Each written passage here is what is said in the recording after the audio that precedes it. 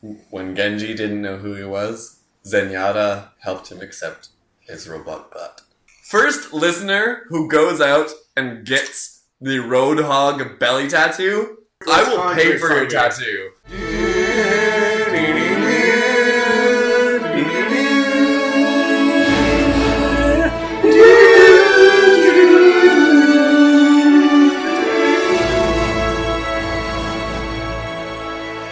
So welcome aboard to Broverwatch, a Overwatch podcast with some bros. We're three dudes who love Overwatch and decided to take our love for Overwatch and create some freaking content.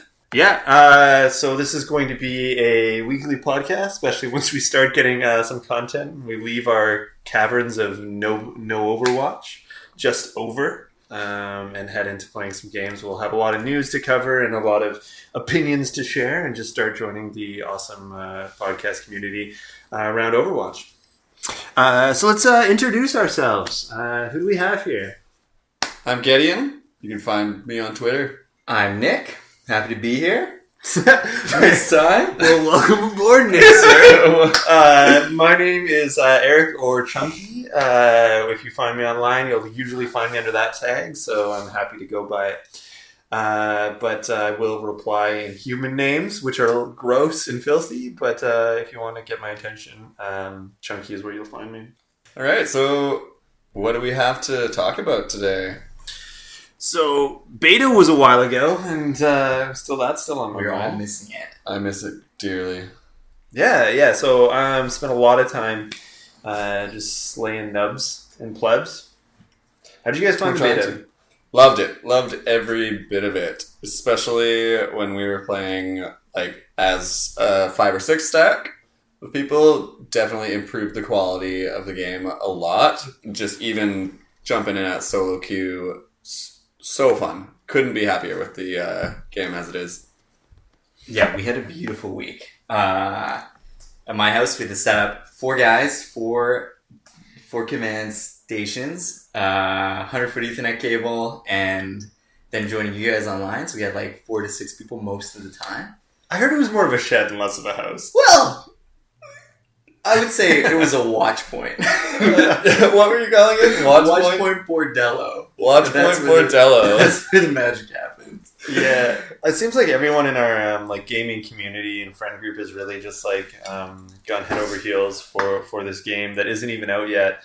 Mike, I think, took a week off work. An entire week off work. He spent 3 days in my shed. Let's remember that he claimed that he took the week off not realizing that it was the same week as beta when I was talking to him. No. But that's a bold-faced lie. Exactly. I will release this to the internet and completely call Sir Michael. I do know. Oh, the poor guy now. But another story. I heard he had to tell his coworkers something, right? Oh god, this is gonna be good. So, as far as they know, he was kind of camping all week. Camping? Well, it's been at a shed. Right. A cabin, I think. Yeah. So we went camping for the week. Oh my god, that's so amazing. It was a beautiful week. That's actually genius. It really is. What else? Yeah. What more can we ask for? Yeah, it was amazing. It was a week of tears, a week of laughs, a week of stinky bordellos. It was insane. I haven't liked a game that I didn't expect to like so quickly. Absolutely, and with it's been a really long time since a shooter has spoken to me in the way that Overwatch does. I used to be a big Call of Duty gamer and stuff, and I regrettably, after the beta ended, I went back and re-downloaded all of like Modern Warfare 2 and stuff just to hopelessly try to tickle that Overwatch itch, and it was bad, man. It was real bad. Yeah, it's insane how this game has kind of taken over my mind and my like gaming time. Like, yeah. I was playing insane amount of Heroes of the Storm, some other games as well, but mostly Heroes, and I go back and I just want to be playing Overwatch. Absolutely. Overwatch was great in that the games are short. It's easy to... I was using it a lot because I still love playing Heroes, and playing Heroes during the Overwatch beta, you get a little tilted in a game of Heroes, and the best break on earth is just go rock out a couple of quick games in Overwatch. So good, so relaxing. And Overwatch did the crazy thing of allowing you to chat against the enemy team between your matches, which is just like opening Assault 9 potentially. Oh, yeah. I loved it. I think more than anything, though, I'm really happy that this is the case. I saw a lot of just like, hey, good games to the opposing team, but also I saw a lot of Bastion takes no skill, that kind of salt, which was always hilarious. Because it's like people who are salty just because they didn't counter whatever you did. Exactly. People who didn't adapt and they lost because of it, saying, go play something else so that I can win or something? I don't know. Uh-huh. Also, Riley, what you were saying with going back to your shooters. Like, for me, I'm coming from the opposite. I've never been good at shooters. And I kind of think you're kind of the same, Eric. But, like, I feel like this game has characters for me, and, like, you can play it. There's characters, but you don't need to be good at a traditional shooter. And it's amazing how quickly you can pick up Devo, Winston. Yeah, it's and, like, the idea that it has characters, I think, is what's, like, so important to this game. The last, like... before, like, I played a bit of Halo, but the last, like, shooter that I was like, oh, god damn, about was Time Splitters 2. Oh, yeah. So good. Which, although there was no lore to the characters, it had some of the best characters. Old school, yeah. Just that you could think of, and a great sense of humor. So, to come back to a shooter that has characters that speak to me in some way, and then this one in a whole different way than the laughable characters of Time Splitters 2 was amazing. Like I've fallen in love with this whole universe. And now I need to go play through Time Splitters 2 again. So thanks a lot. Okay, you have something to do till Monday. Speaking of Monday, like you just said, Nick, here's a little public service announcement that you may not know. Overwatch is scheduled to release on May 24th worldwide, but that meaning it's launching at 4 p.m. on May 23rd. It's such a nice bonus. That is a bonus day, a glorious gift from the Overwatch gods that we didn't know we were going to get. Yeah. I mean, one day we're all going to die. We're heading down a road. One day this whole thing's going to end. So we get an extra. We gotta make every. We get an extra day. Like we would have not had that day. That's a day we would have had to live without Overwatch. So a percentage of our life would have not had this game in it. Our life is markedly better now because we get Overwatch. So early. It's so nice that they do that though, because like, I guess since it's not a midnight on the 23rd, they don't want to say 23rd. And they did the same thing with the beta, and we got a whole extra half a day. So, yeah, on the open beta. And just such a nice little treat when you don't know what's coming, too. And did you guys hear the numbers for open beta? Yes! They were crazy! Largest open beta ever. Was it 9.7 million people? Correct me if I'm wrong. I heard 9.8, something along that. He was at a 9.5 or 9.7. Yeah. It was significantly higher than, or marginally higher than Star Wars Battlefront. Which was previously the largest open beta. And I think the really interesting fact was that the playtime, the average amount of playtime, was higher. Mm-hmm. See, me and Nick were at a bar last night talking about this, and great way to meet people. Really great way to keep a friend of ours who's who's totally out of the loop of this couldn't believe those numbers for game time. 81 million hours. Mm-hmm. That means the average player played 8 hours. Yes. And the other cool thing, like the game, I know I'm curious to hear all of our playtimes after the beta, but like it's very strict about counting your playtime too. It's only in-game match time. Right. So like 8 hours of it. That's I'm curious with the number, if that, I would guess it's the same system, because really if you have 8 hours of match time, you're probably sitting there for twice as long. Yeah. Totally.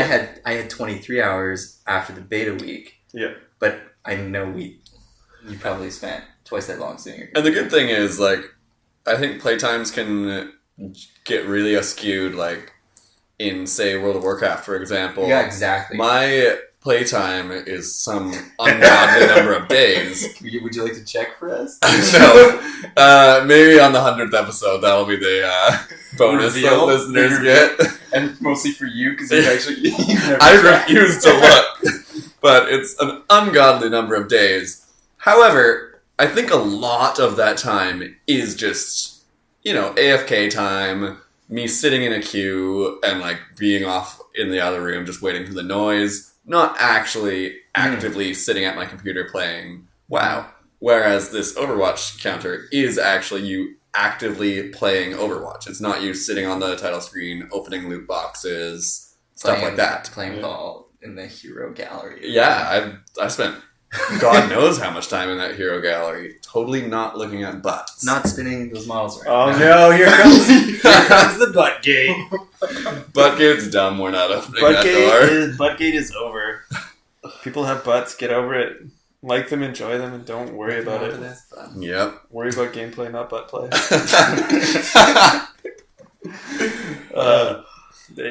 So beta for me was fantastic. So I got into open beta. I was blessed with the Tower of Beta, which Salt is everywhere in our group because I got beta.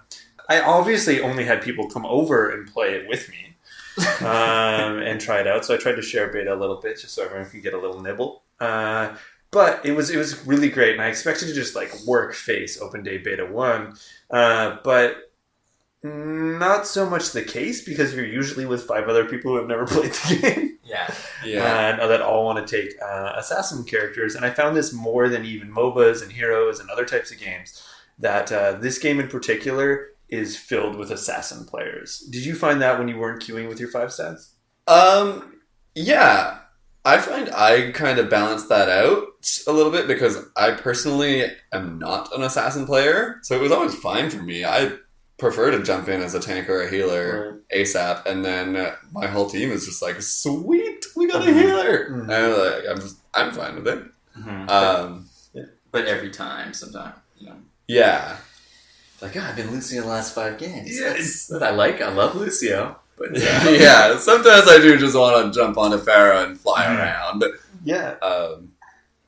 And there's lots of stuff that complements that too, because ever since Heroes, actually, I've been a support main in team games, and what I found that's really good about the supports in Overwatch is they feel like you get to do something fun rather than just heal. So I guess the bottom side of that and the argument against it would be Mercy, because you really have heal and increase damage as your 2 clicks. But I found playing with any character that had some sort of flight, so you're looking at your Pharahs and your Divas mostly, a lot of my game was spent just rubber banding around the whole level, which was super fun as long as there wasn't a Widowmaker to shut me down. I am going to say Mercy was one of my least favorite characters because I don't really love the just point my heal beam at someone. Whereas Zenyatta was absolutely one of my top favorite characters. And they're accomplishing essentially the same role. Zenyatta a little bit more of a aggressive healer. But they're still healing the team. And I just much preferred the playstyle of Zenyatta, where Mercy was just too backlining for me.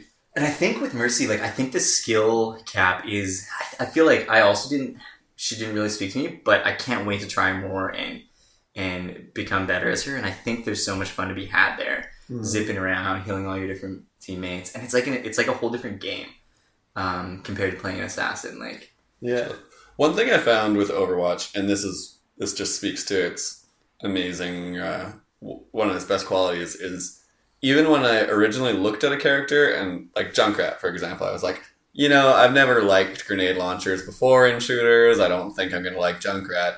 I sat down with him for half an hour, and by the end of it, I was like, I freaking love Junkrat. I felt the exact same way. And I think the same thing will happen if I sit down with Mercy and actually just give it a try for a little while. I'm sure something will pop.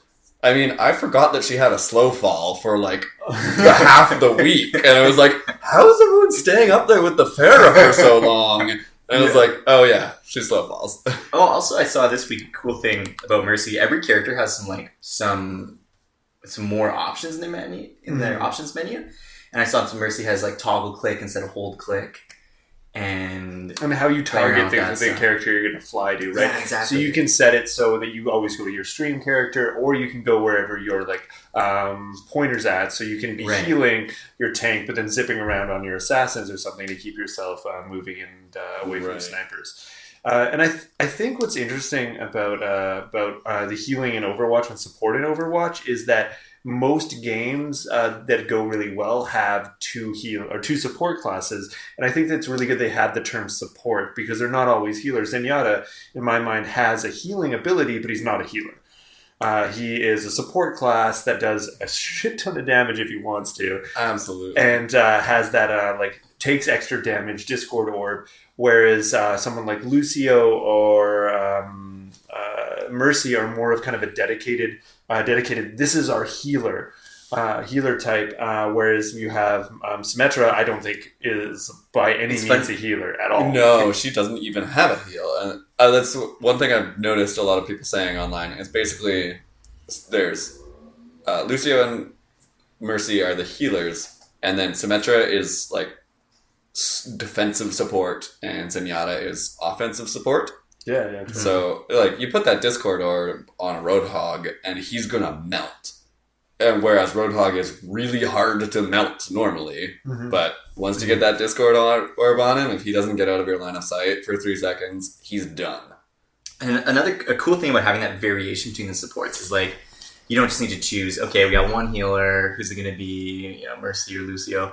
You can it's totally valid to have, like, your main healer, and one of the supports that's more like a Symmetra, like that's actually just more of a support role. And same thing with tank. You have your main tank, your off tank, and then 2 full on DPS in the middle. I would really like to see heroes take a little bit of that support doesn't necessarily mean healer approach. The heal bot feels, man. Yeah, I think support should be a term for support characters, not just healers, which Overwatch is doing really, really well. Yeah, I could easily turn this into a 20-minute Heroes rant about the state of support in Heroes. Yeah, I think this also flows into, I know, Eric, you've talked about the scoreboard in Overwatch and people like how it doesn't display all the stats like it would in a MOBA. And I think this, like, with those healers like Symmetra, who, how do you keep track? How do you give a score to what she's doing?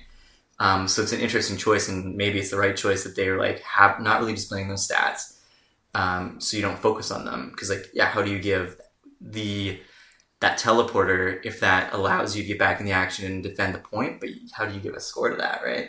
Yeah, it's so much more nuanced. I think that's a really, really good play by Blizzard, and Jeff Kaplan's even talked about it. How against having, especially a kill to death ratio was for them. You can dig around and find that if you look at your stats deep enough.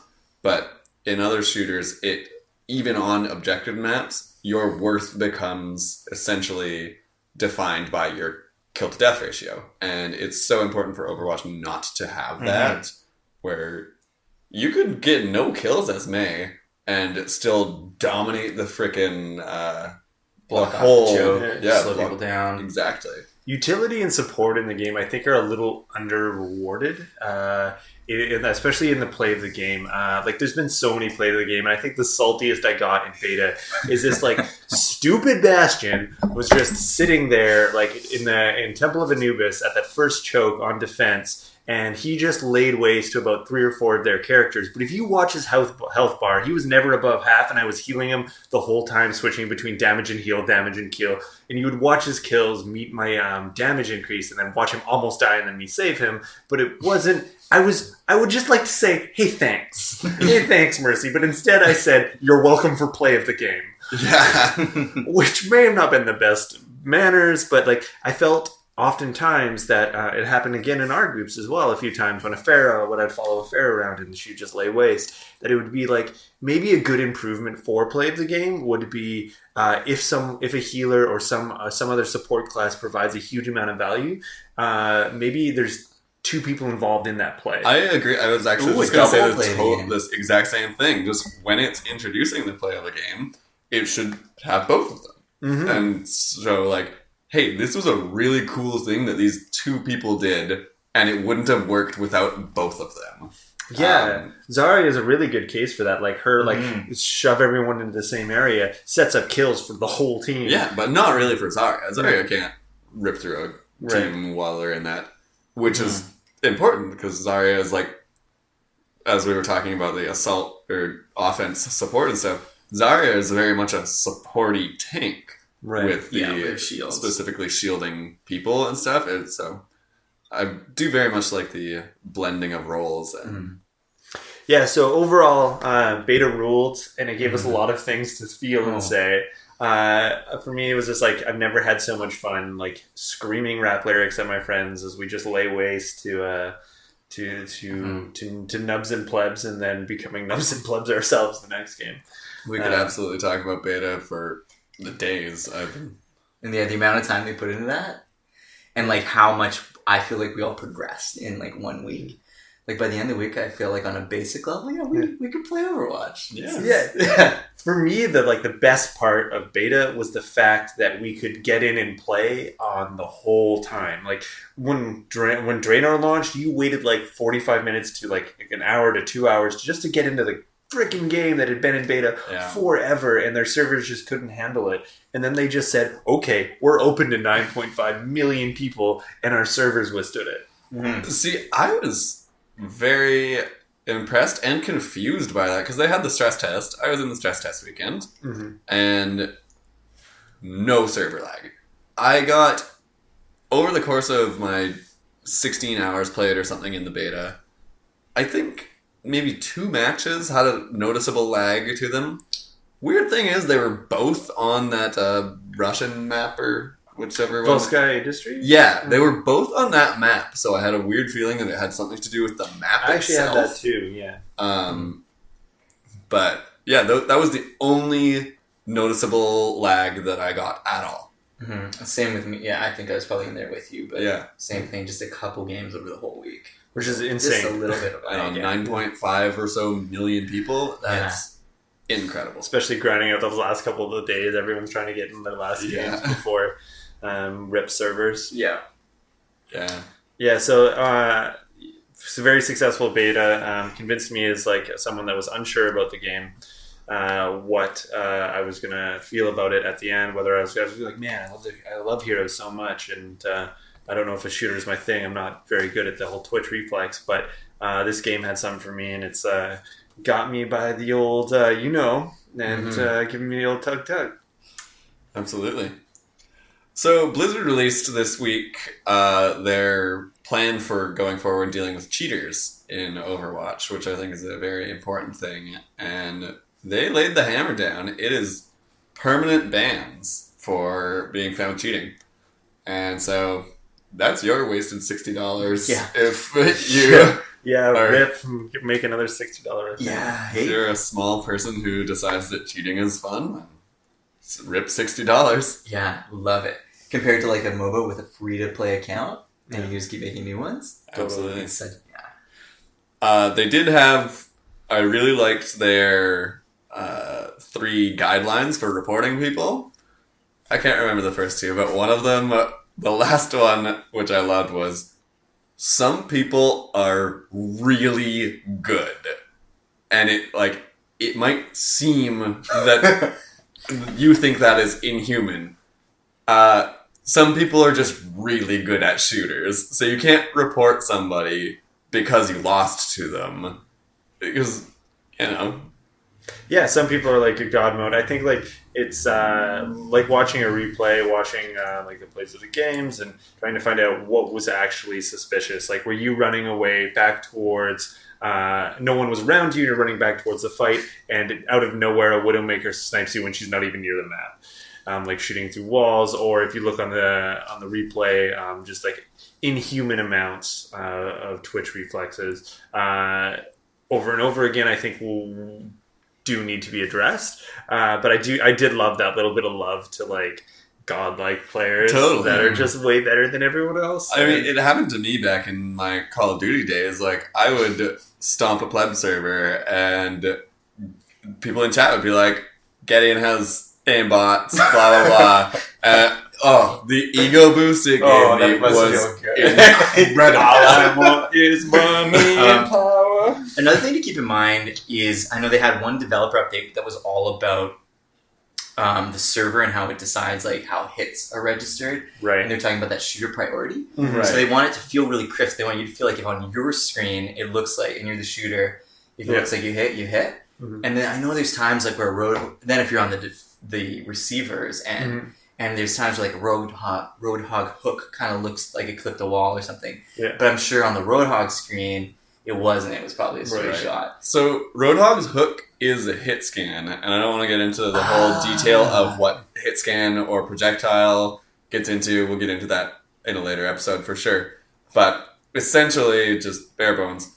If Roadhog's cursor is on you and he pushes shift, there is no delay time for the hook to actually reach you. It just gets you. Whereas, say, Zenyatta shoots one of his balls at you, there's a delay time between where you can dodge that ball. You cannot dodge Roadhog's hook.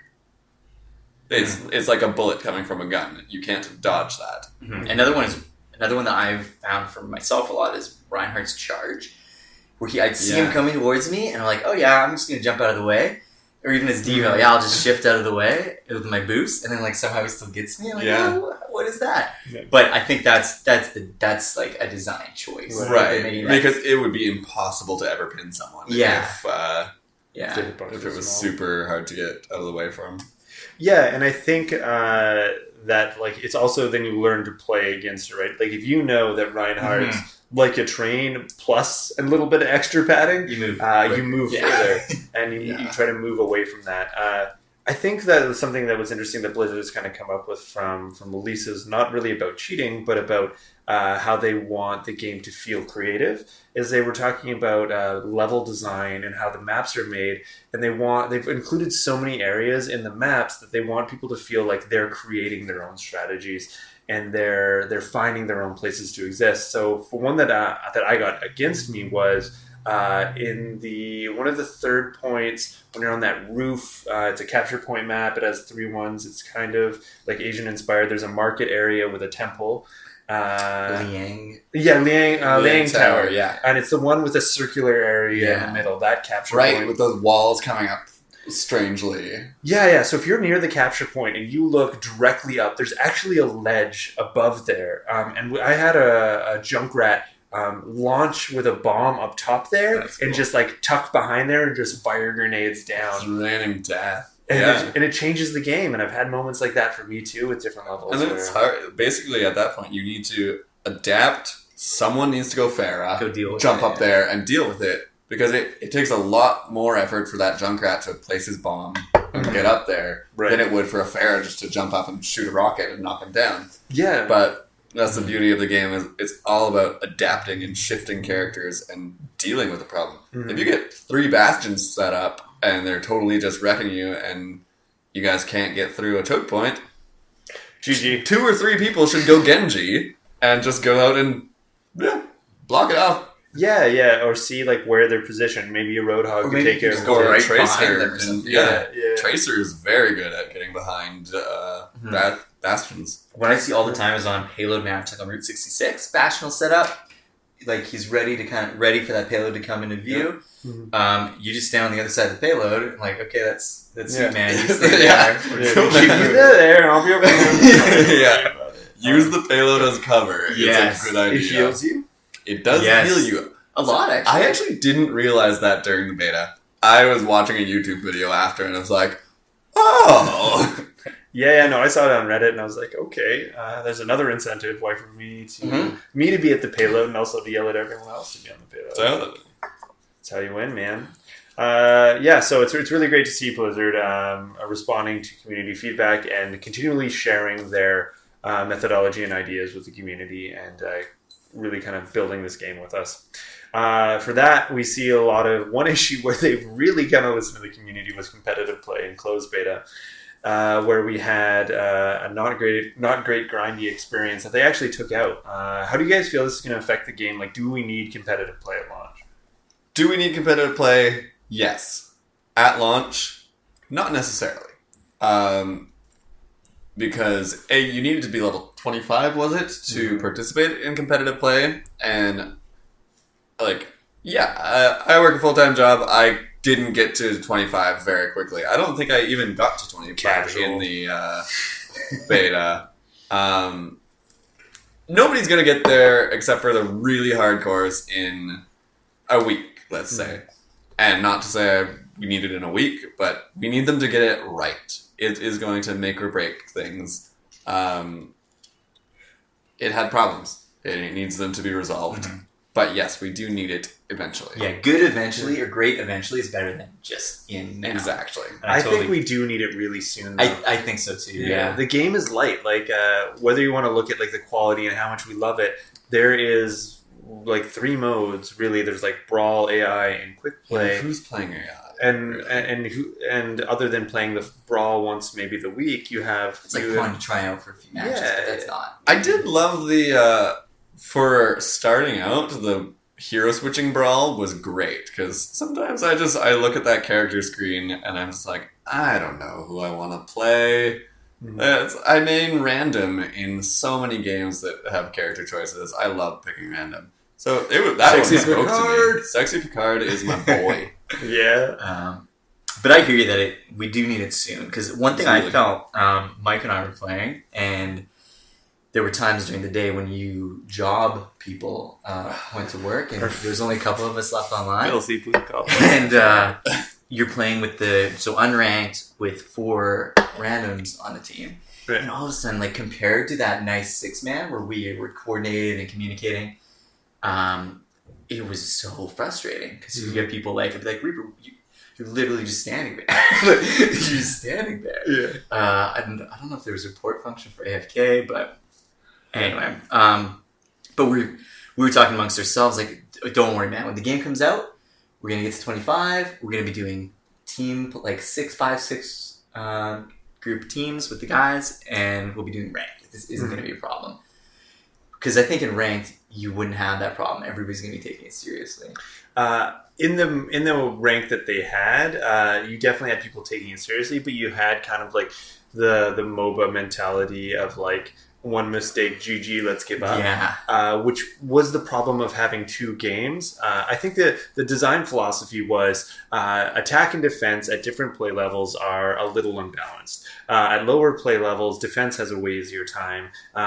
Because they can just set up a choke and win, and at higher levels of play, attack has an easier time because they're much more mobile. They can flank. They can really work around and just destroy a defense because they know where they are.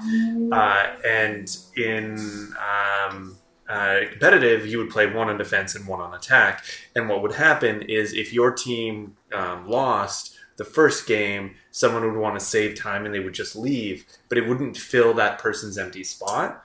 Because they wouldn't want to stick someone through halfway through a game on a losing team. So you would have a game that wasn't going well, and then someone would leave, and then it's like a guaranteed loss. So how about having a leavers penalty like they do in Heroes? Because right now do you think that would make it better?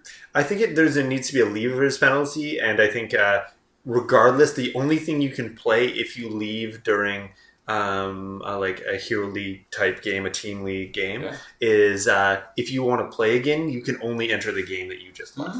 So you're stuck for that 15-20 minutes or whatever the 2 games. Or force them to play AI or something, because I mean, it's quick match is very fun in Overwatch, and if someone gets frustrated and leaves a league match or a ranked match, their punishment is they get to play a fun game. Yeah. Right. Not much of a punishment. How about we make them do 3 hours of Garrison? Yeah, totally. Oh my gosh. You have to do mandatory 3 hours. Yeah. What's the penalty in? I'm just thinking like old World of Warcraft, leaving a battleground partway through, then you can queue for. You get a 15 or half an hour minute deserter that is just you cannot queue. And then what about in Heroes right now? Heroes, if you leave matches, you get banished to quick match, which again, And you also lose. and you lose rank. Yeah. I was Okay. very frustrated about getting booted out of a lobby the other day, losing rank and being a leaver. Yeah. Oh, because that's one of the downsides too, right? Because like, what if your internet just goes bad? Totally. Yeah. Blizzard customer service, as always, was very good when I opened a ticket about it. Oh, nice. They're amazing. Yeah. Yeah, so I think that overall Overwatch needs it and needs it quickly because the game is a little bit light for a full ticket price. But I think that it has a 2-week to a month-long window to catch the people that are just entering to see how it is. I think like we're going to play this game until our eyes bleed for a very long time.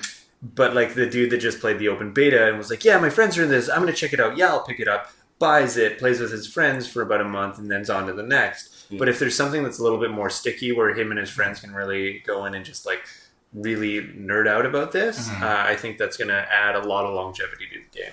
See, one thing I've been thinking of, and I don't know why my brain just went to this, is essentially that full ticket price, yeah, as you said, it's light for just quick match on launch. Super light.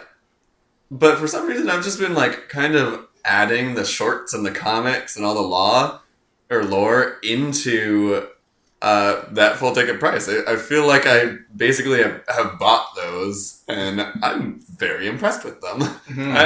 Money well spent on this thing that I didn't buy. That's true, and it's because even game mode wise, okay, it's just quick play. But if you play 100 hours of quick play for a $40 game, well, that's not such money well spent. Yeah, and I think a lot of us, like Blizzard fans and people that really just want this game to be successful, is we are automatically looking way past that 100-hour mark. We want to see this game to be like 5 or 10 years. A couple of years, yeah. Yeah, we want to see this game like live on and be this really cool phenomenon. And I think that we have such a great hype right now that to keep that momentum going and lock in that competitive scene and that lore and that universe, all of them are part of the same puzzle. Like lore and all this extra stuff is stuff that we're getting out of our ticket price, but it's all part of Overwatch being successful. And I think competitive play within a reasonable time frame at launch is part of that piece. Absolutely. Part of it needs to come. It's necessary for the game. There's no way the game will succeed without it over its lifespan, but they need to get it right. You were talking about the long-term support, and we've all come to expect that from Blizzard, and everything we've heard from the Overwatch team, that's what we've been hearing they're going to be doing. I have a feeling that like 2 years from now, we're all going to be looking back and like, God, do you guys remember like vanilla Overwatch? When there was 21 heroes and only quick play? I cannot, and I'm so happy to be a part of that. Yeah. Because I came into WoW like a year late, and I was like, I wish I was there at the very beginning. Right. Yeah. And I feel like we're lucky to be here at the very beginning of this. Might be a really cool time, and being able to watch it through that whole progression and like experience that progression. Yeah. We were talking earlier, Nick, about how they're going to monetize the going forward, and Blizzard has said they're not going to put any content behind a paywall, which absolutely. I think it's like gameplay content, though. Yeah. Oh, absolutely. Yeah. Heroes maps. Do you think that? How do you guys feel about skins and voice packs and stuff going behind a paywall? Oh, please, like I don't care. Like it doesn't affect gameplay. I'll actually be a little bit. I won't be like throw a table with like GG uninstall if you can't buy like skins outright. But I will be a little bit not impressed if I can only buy loot boxes. Like I want to be able to be like, yeah, it's a heavy ticket price, maybe like $10-15 skin for that legendary skin that I want, but like I don't want to drop like $30 and get something that I'm never going to use. Yeah, absolutely. I think that's a really good point because they have legendary skins in the loot boxes. I think if they release maybe 50-50 going forward, they release more and more legendary skins. Some of them are in the loot box, like drop chart. Some of them are just, hey, you pay $10 and you get this cool Pharaoh. I don't want them to only release new skins behind a paywall, but you know what? If they release a freaking cool skin for Zenyatta or something, I'd buy it.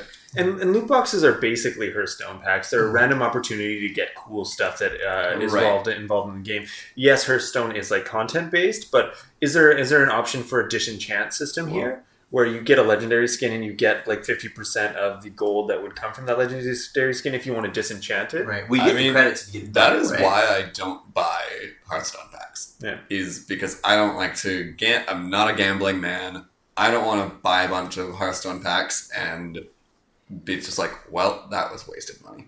Mm-hmm. So yeah, I don't want to buy loot boxes. Do we know, have they set, like, my impression is that on launch, it's going to be loot boxes for sale, and that's probably it. But I don't know if they've set that outright. They haven't. Like, there's like nothing that I've seen on Reddit that says, like, yes, this is our monetization model. It's just the community saying that, like, yeah, like, this is the way that it looks to be going, and, it's going to be in it, it's going to not be in it. But I think it's a reasonable expectation because everyone wants this game to be successful, but is the monetization model and elsewhere? Is it in, like, let me buy all the cool physical stuff that I've already buying. That could be a huge part of it. Yeah. I watched some unboxings of the like physical collector's edition. Guys, that's so honestly, bad. please stop me because I'm going to spend too much money on this. I've already bought the Origins edition online. I'll buy the Origins edition again just to get that cool box. Like, I don't even care about the stuff inside. Have you seen how it opens? Yeah, like, that soldier statue. Oh. And I never buy that stuff, but I'm especially like I was like, I think this is big. I think like this is something that later on, like, yeah, this is the Overwatch Collector's Edition. Yeah, and then they're gonna come out with like a Blu-ray like collection of all the shorts. Oh, absolutely, and of course. I just can't wait until I can buy a life-size Winston statue for my living room. No, not a Tracer statue. And I was going to say, there's a huge unexplored market if you look at Reddit for body pillows for this game. Oh, no. I'm sorry, I don't support the body pillow industry. I'm just saying, if you were to go on Reddit right now, what are half the posts? They're very questionable fan art. On Overwatch? There's some classy fan art. Yeah, there's some great stuff too. But like, there's a lot of butts. Hey, there's a lot of butts in Overwatch.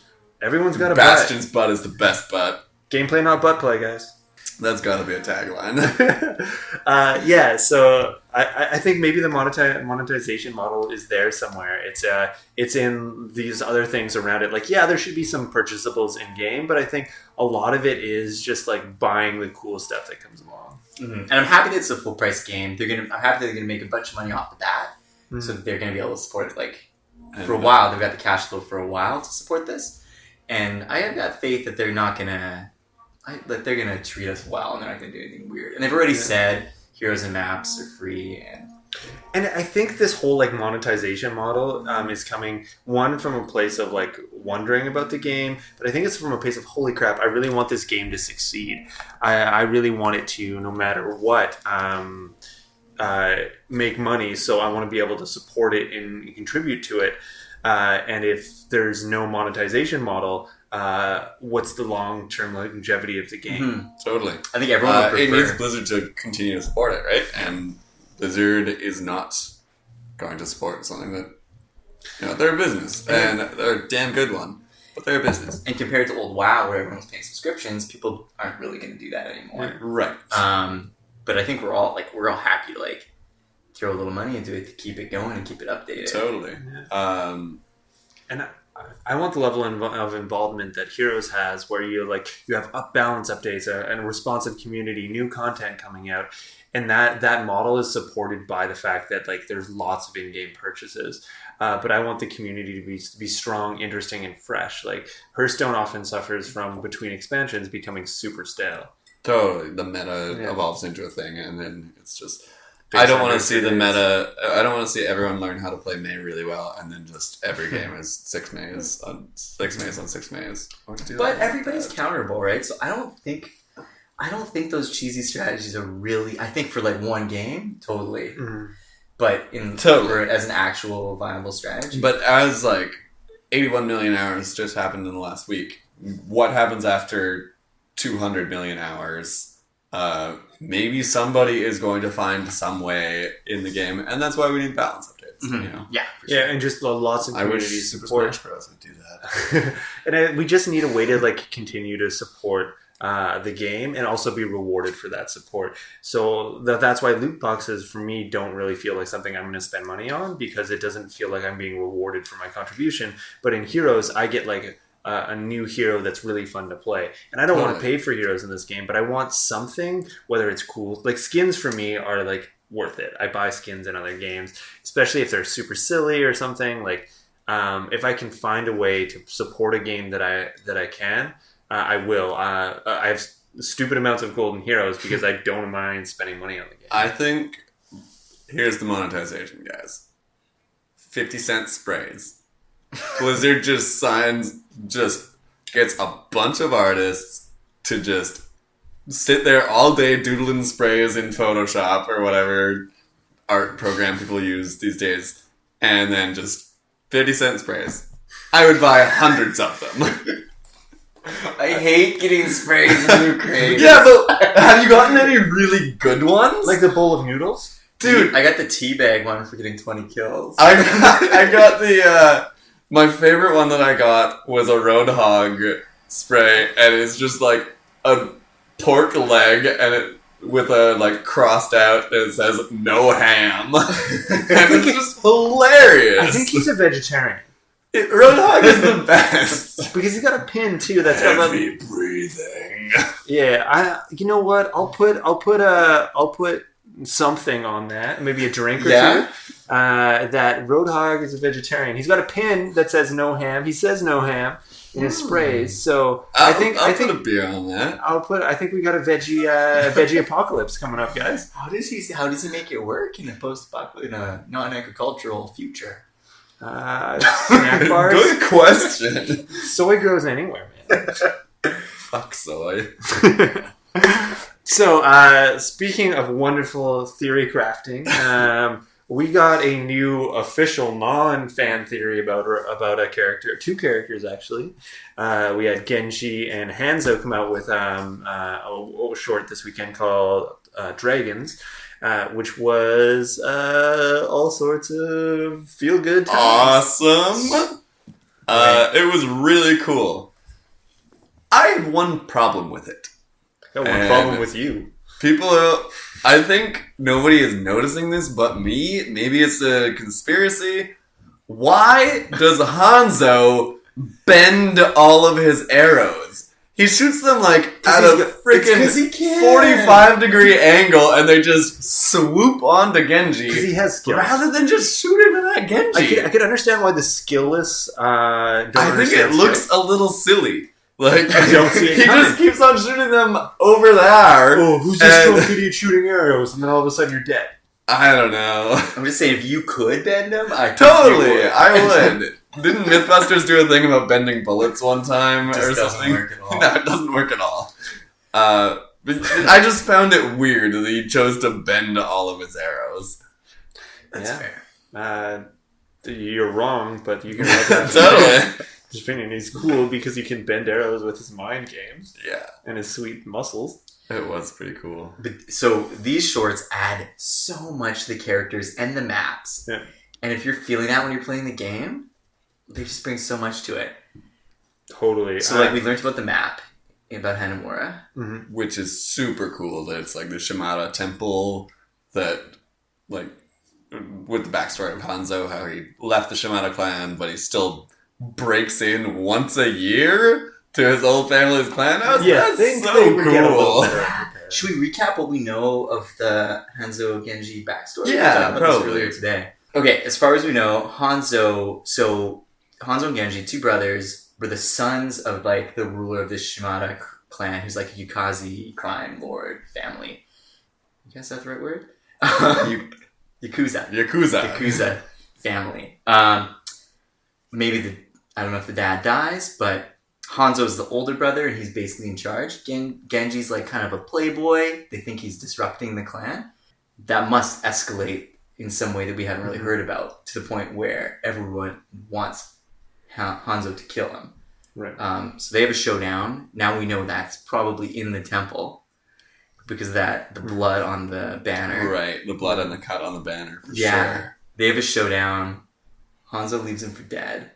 You're saying Mercy finds him? Yeah, so it's not like confirmed, but heavily implied that Mercy and Overwatch are the people who saved Genji's life after being left for dead, and like they have to make him a cyborg, essentially, a green cyborg ninja dude, as he would.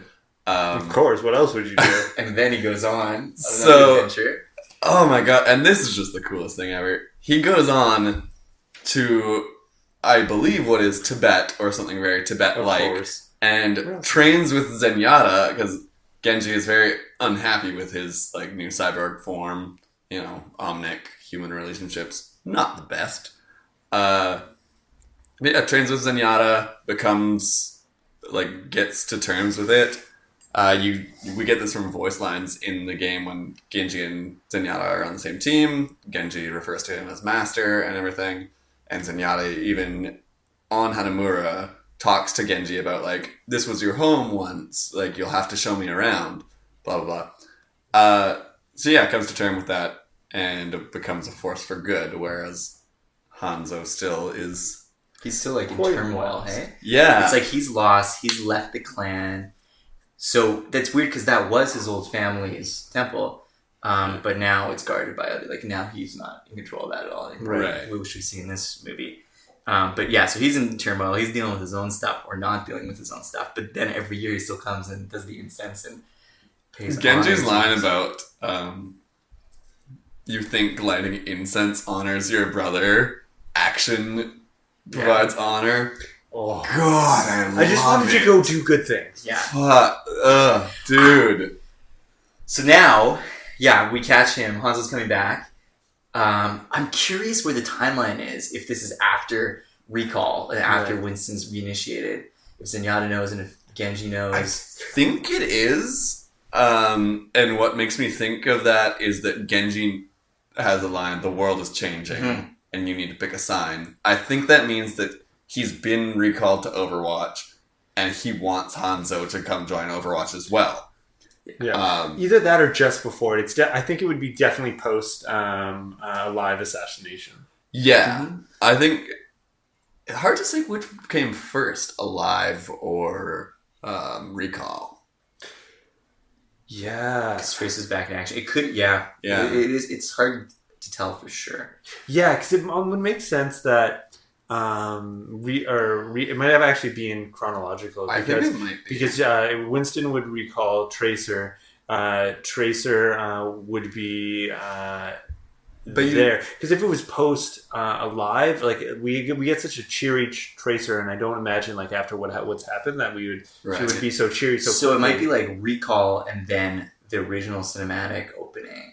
The Right. cinematic trailer. Yeah. Oh, Yeah. original cinematic. Yeah. Who knows where that falls? But But I mean, because we know at the end of Recall, Winston and Tracer are in touch. yeah. And then also, with Alive, in the map, in King's Row, I'm There pretty sure there's are- like peanut butter and stuff inside. There's the also church. memorials to Mondada and so it's stuff. afterwards. So in Yeah. game, it's afterwards. Yeah, That makes sense. But Yeah. in game in game is definitely after everything. Yeah. So in game is going to be after even the Soldier 76 Yeah. That's cool. short that we have coming, which, by the way, so hyped for. Soldier 76, super cool character. So is Chris also, Metzen. yeah. Yeah. Did you guys see the? There was like some art that was released from Blizzard from like 20 years ago, and it was just like Yes! Chris Metzen like drawing, not wonderfully. It was good, but it wasn't like it was okay. It's like it looked cool in kind of like that 90s fantasy cool way. I but, have like, not seen this. Oh, we should. Oh man, we gotta show you. Can we do a live reaction? Can we Yeah. pull that up? Yeah, Chris Metzen's Soldier 76 concept art from 20 years ago. That's so crazy. And we all know at this point that, like, Overwatch was born from the ashes of Titan. Tracer was a Titan character.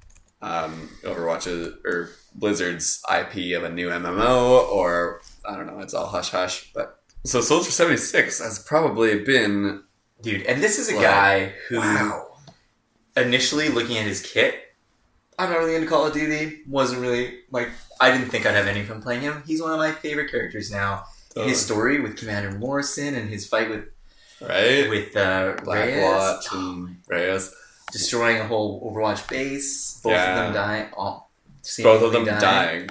Here's a fun thing also that people have inferred from the voice lines that people have.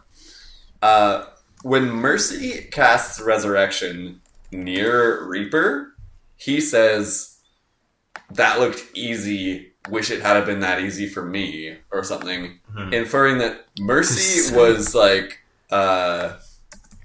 in like Going through the part of rubble, the whole like reason that Reaper had a failed resurrection, and now he has this whole medical condition of his cells decaying and regenerating. Or maybe he didn't have mercy and he had to do some other thing. Exactly, yeah. Mercy, basically what we know is Reyes did die, and he was resurrected into what is now Reaper. But it wasn't as good as how Mercy can just wave her little arm and say, "Heroes never die now." Okay, so the actual site that it was... But it's actually taken... The old site that it was actually on, the old Blizzard site, is actually taken down now. It was called Sons of the Storm, and I can't reach it from my computer.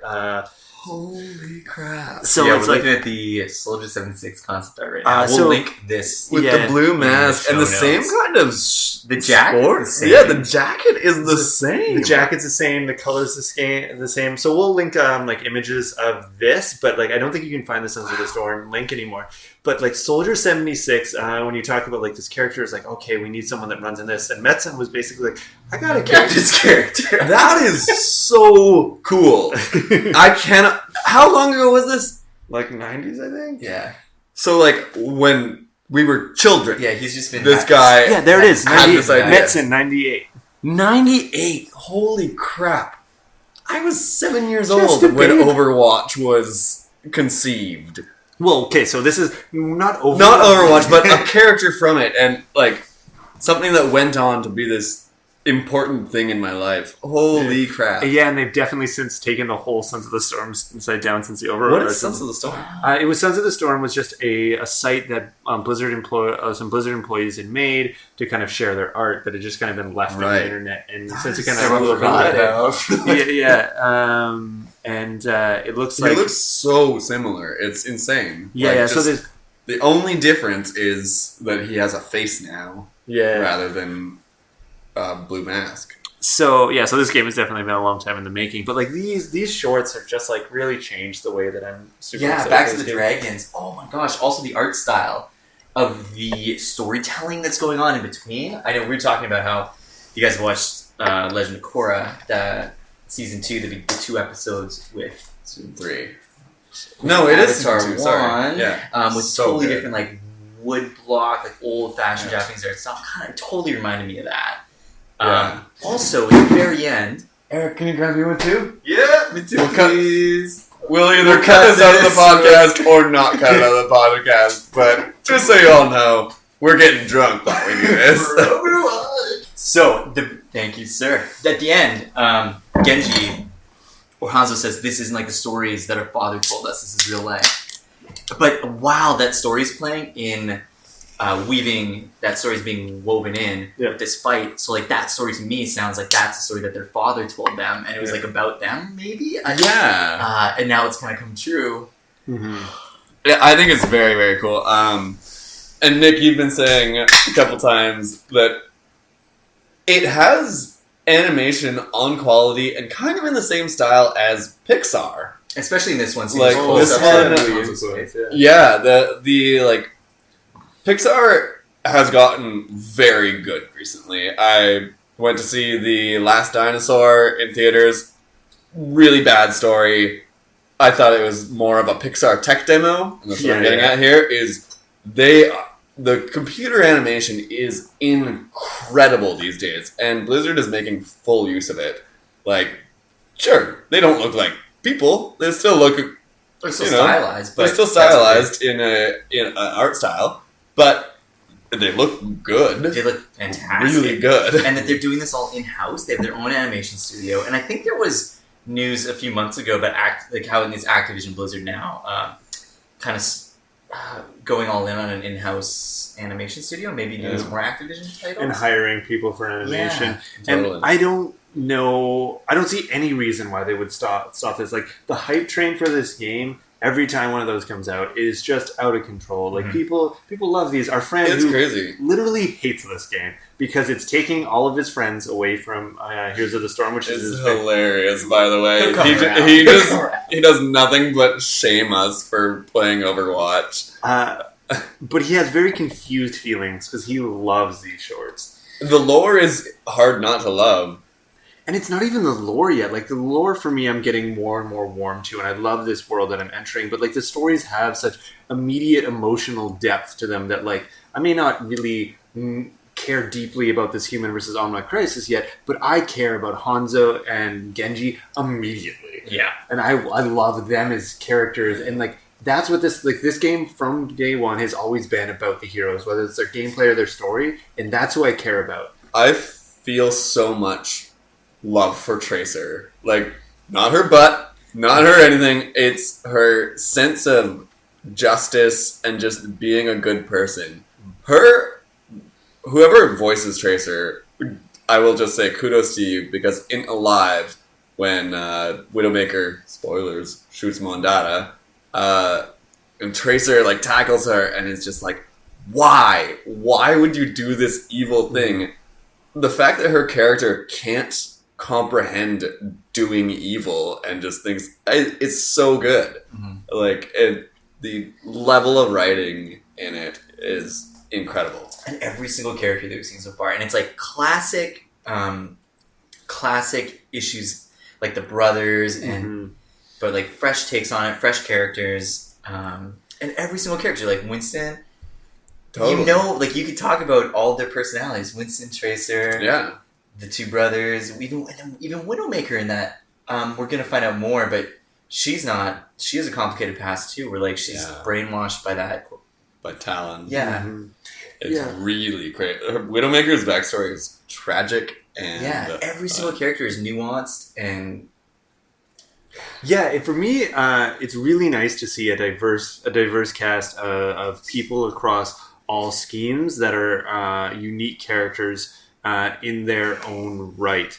It makes for a more diverse story and diverse perspectives. Like, instead of just having this, like, one alpha male hero, like a woman he rescues, and then the evil bad villain that steals the woman in the middle, we have this really awesome cast where everyone is both, like, powerful and flawed. Like, no character that we've seen yet is without flaws, but they're all, like, so cool. Like, I just want to know more about. I really like that too. The, like, everyone is flawed, because we get that a lot in other Blizzard games too. Like, with WoW has that entirely. Like, Varian, great king.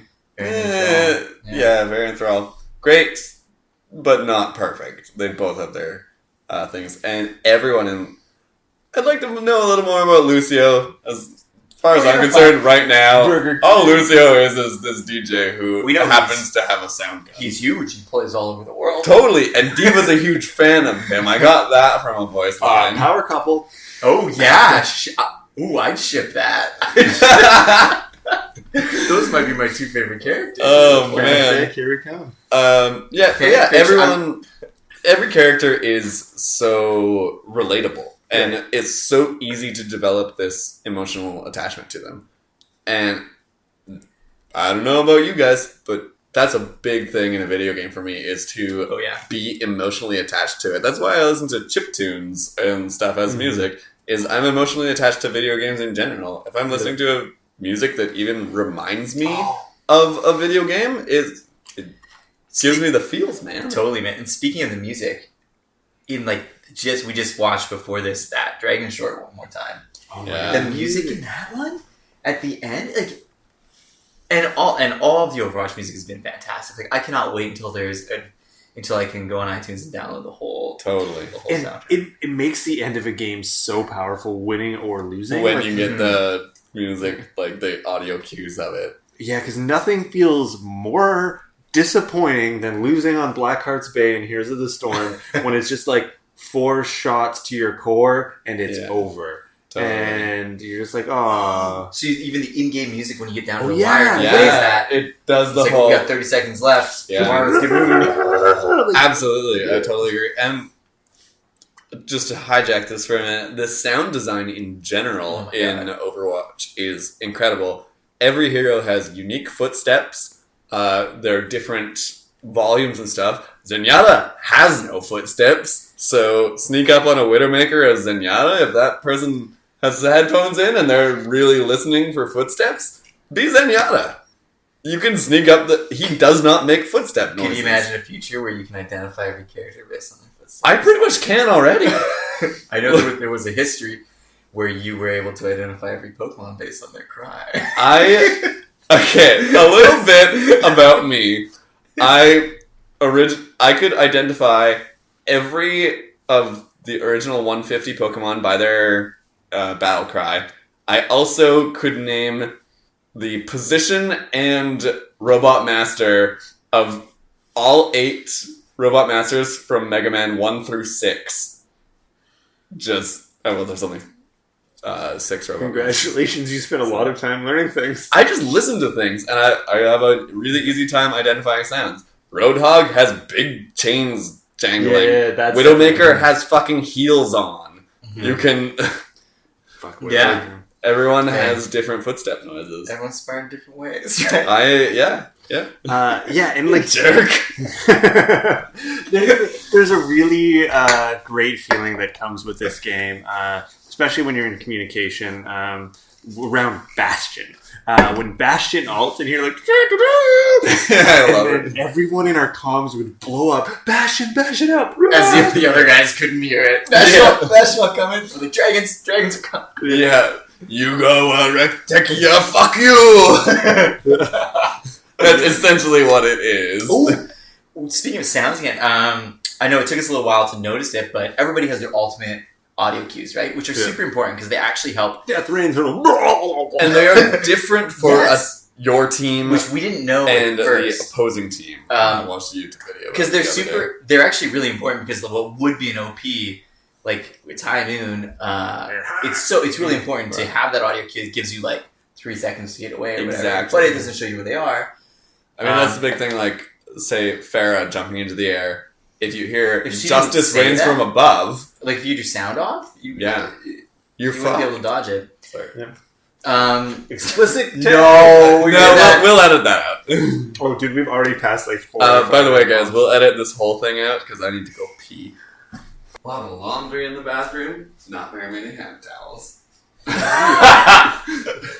Alright, back to ultimates. Right. Okay, so those audio cues, super important because they kind of balance out the power of those ultimates. And then I didn't realize at the beginning that there are offensive and defensive, there's like your team and enemy team, different audio cues. Right. And the one you think it is the enemy team one. Yeah. And the other one, you just don't even really hear it because Totally. you're so like primed with hearing that audio cue and then And getting running, killed. yeah. One thing I found interesting is, like, Overwatch takes place in the real world. The enemy team ultimates always happen in the character's native tongue. So, Hanzo Genji, they say their ultimate in Japanese when they're using it against you. Zarya says something in Russian. Except for Diva. Diva still says nerf this. Well, she says... but she's a pro gamer. She probably has played in It's her native tongue. yeah, and her Yeah. self-destruct. I love that line. The nerf this is so good. Yeah. And especially when it came out, it was so OP. Yeah. Because no one knew to run away from it. Tracer has a couple audio lines, depending on if Hers she is sticks harder. someone or not. Hers is not so much a warning. Right. I mean, Because it's So, so like, quick. by the way, it's you're so dead. fast. Yeah. Yeah. It really is. God, I love Tracer. But like the nerf this, that's like 4-second cast. I think, Totally. so you have a lot of time to get away. Yeah. But just like it's good to for people to just like check what all those friendly lines are and enemy lines Yeah. and make sure you know. Because then you're not yelling on like, oh wait, was that ours or was that theirs? Like, You should. know which one. Yeah. Yeah.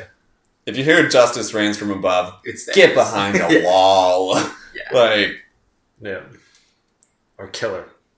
yeah, or get a Widowmaker to sniper because she's so vulnerable. Or the during feels of like the Or Roadhog Soldier, yeah. chain just. that. Oh, dude, Yeah. I know. It feels so good. Roadhog chains just feel good in general. Let's say that outright. They feel good to use. They don't feel. They feel unless you're Tracer. I know when I hear someone else. The moment you get chained, you're just like spamming your recall, or you're holding W, or no, S is backwards. Mm-hmm. Spamming that and just mashing your right click to try to blink out of it. Yeah. Same with like a diva can get out of her Reinhardt pin. Yeah. With her sprint. Yeah, so we're heading into our drinks and heading into the launch of the game. What do you guys want to see in like for the launch? Like, what are you guys going to be doing? What do you want out of the launch experience? Just like hang out and play with your friends, or are you guys going to like nerd out and try to get competitive on day one? I'm going to be really sad because I can't really dive into it until 2 days after launch. Oh, bad. Rip my career as a professional Overwatch player. That 2 days is going to absolutely... podcast. Yeah. Sorry, guys. But after that, actually, I get 2 he's days cut. off. Oh, man. As everything is edited out that I've said this entire time. There's Charlie Brown sounds. Yeah. No, I'll be squeezing in every moment I can on launch, but I mean... But launch to me doesn't just last like 2 days. Like no. Launch to me is like that weekend, that first weekend to me is still launch. The weekend is going to be important for sure. That Sunday, I am going to hunker down, not put pants on all day, and play Overwatch. Yeah. Yeah, there's no... It's so fun to make an event of the first couple days, but we're playing the long game. Like, totally. Mm-hmm. And I mean, we in the past have done like... for WoW expansions and stuff, we've all gotten together, brought our computers over to each other's house. Definitely taking time off. Totally so fun. And even, yeah, absolutely. Yeah, and for those WoW, even if like for those WoW expansions, we actually level slower, all hanging out than we would if I was just sitting by myself, right? Because but we to get make drunk that and an pass event, out. but the fact that we're all doing that together, like that memorable event, is, We win on the fun. That's we don't really, get any server first except server first passed server out. most. Server first passed out. Yep. Launches at what, 5:30 on the Monday? Passing out at 6:45. You've been pre-gaming for Overwatch all day. I once said this story. One of my buddies, it was a big party, and this guy was so excited for it all day. So he's like pre-gaming, he's pre-drinking for this party all day long.